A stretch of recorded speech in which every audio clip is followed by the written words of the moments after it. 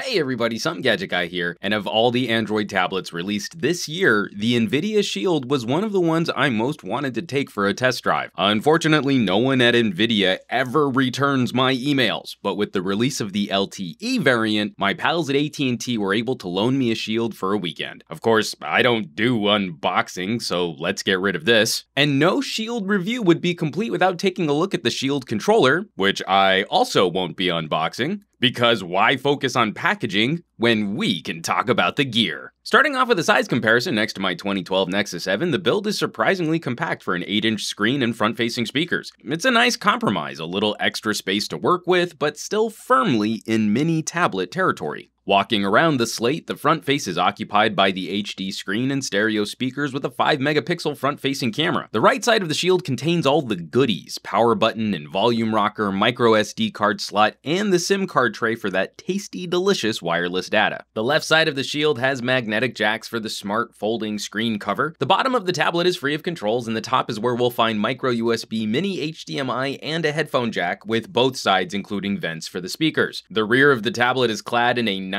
soft touch matte finish, and this is where you'll find the other 5-megapixel camera, a somewhat mediocre shooter, but you shouldn't be using a tablet as your primary camera anyway. The dual 5-megapixel cameras are killer for video chat and streaming, however. We have a separate video running the Shield through our speaker benchmark. The big advantage here is having two speakers pointing in the right direction. Actual speaker performance is upper mid-pack, and the HTC One M8 gives this tablet a healthy run for its money. The included stylus has a nice sensitive action, though after using the Note 4, I do wish NVIDIA had more use for it out of the box. Pulling the stylus from its slot pops up a menu of compatible apps. It'd be nice to have a few more things to play with. I'm not going to shock anyone with my experiences using the tablet. It's an absolute screamer. The K1 chipset paired with the HD resolution and the largely stock user interface makes for one of the snappiest Android experiences on the market today. Screw benchmarks, this thing will chew up just about any Android app for breakfast and come back for seconds. Thankfully, the LTE version comes with 32 gigabytes of storage, so there's a little more elbow room for installing games before you'll need to pop in a micro SD card. Of course, this thing isn't just for Android games. Oh no. This is one of the easiest experiences I've found for streaming games from a PC. My new workstation Hera has an NVIDIA GPU, and linking these two graphics monsters over my home network instantly gave me access to my Steam library on the Shield. It's about as close to plug and play as you can get, and wonderfully recreates the traveling screen experience you can find with the Nintendo Wii U. Handy for moving your gaming experience away from the PC, and on a decent router, you'll have solid HD gameplay. This thing was built for gamers by gamers, and I was shocked to see built-in support for streaming services like Twitch. Now, I don't personally use the Twitch, but I've heard it's where all the cool kids are hanging out these days. The fact that you can host a live streaming gaming broadcast from an Android tablet is nothing short of remarkable. Battery life was a bit of a mixed bag. Using it for normal day-to-day stuff, it should last almost 2 days of intermittent activity. Cranking up the graphics, though, will cut into that battery life pretty quickly. Even just shooting some examples of game streaming for this video cut a good chunk out of my battery. You'll probably want to keep the Shield plugged in for any extended gaming sessions. Adding LTE to a tablet like this is another mixed blessing. I love having ubiquitous data without having to toggle hotspot mode on my phone all the time, but it's another one of those features that can cut your battery life down a bit. AT&T is rolling decent LTE in my area though, so it's always nice to have hardware that can take advantage of fast data. Happily, it seems that NVIDIA is able to maintain their control over updates. The Shield represents one of the first devices on Big Blue to receive Lollipop, and we recently used it to show off USB audio recording on Android. AT&T has also thankfully fought the urge to pack on a whole bunch of software extras. One of the only additions that you'll find on this tablet is AT&T All Access, which is actually a handy little service for seeing how much data you're chewing through, giving you a home screen widget which details in real time how much data you've used. If I have any complaints with the Shield tablet, it's in fit and finish. The power button and volume rocker are mushy and provide very poor feedback. Turning the tablet on while propped up by the folding cover, you're guaranteed to collapse the whole setup a couple times until you get a feel for it. Seams running along the sides of the tablet also feel a little sharp and unfinished. This honestly wouldn't be an issue if it weren't for how deep the memory card and SIM card slots are. Trying having to dig a fingernail down into the recess is a sharp and somewhat uncomfortable experience with how that edge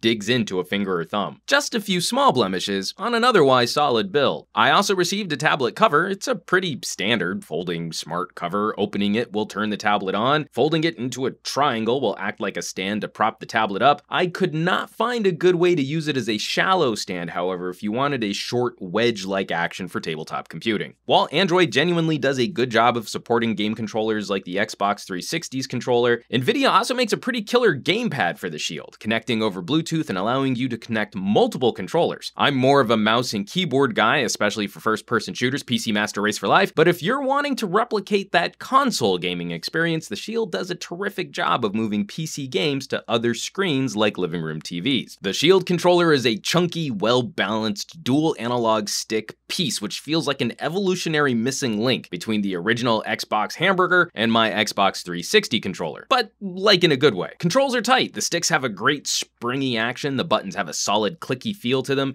and the D-pad is genuinely excellent. On the front face, between the triggers, you'll find a charge port and a headset jack. Once connected, the tablet will also helpfully report the controller's remaining battery life. The only thing that messed me up on this controller at first were the touch-sensitive controls in the middle of the controller's face. While playing some Street Fighter, I instinctively reached for the start button to pause and accidentally hit the home button, dumping me out of the game. It's a mostly successful example of a controller, but I had to undo roughly 20 years of muscle memory to not reach for the middle of the controller to hit pause. So where does that leave us with the Shield? NVIDIA has delivered one of the most capable, smaller tablets in the Android ecosystem. At a street price of $399, I think it's priced appropriately for the storage and LTE, but adding in a cover and one controller will add another $100 to that total. For gaming, it's a no-brainer, especially for PC gamers using NVIDIA GPUs, PC Master Race for life. It might be a bit overkill for general tablet-y stuff, but at least you won't be paying a premium for some killer features. More to the point, you'll save $130 over an Apple iPad Mini 3 LTE with 16 gigabytes of storage. Yup, twice the storage with an SD card slot, stereo speakers, and a stylus for $130 less than Apple's offering. I still think Windows tablets hold the edge for productivity, but NVIDIA has landed one of the best examples this year of what you can do with Android on a larger screen. Again, I'd like to thank my pals at AT&T and not NVIDIA for the loaner to shoot this review, and I'll leave links down below this video for more info on the Shield. As always, thanks so much for watching, and be sure to hit the subscribe button for more videos like this, and I would not be able to continue producing these videos if you all weren't out there sharing them with your family, friends, and on social media. Hit that thumbs up button, and I will catch you all on the next review.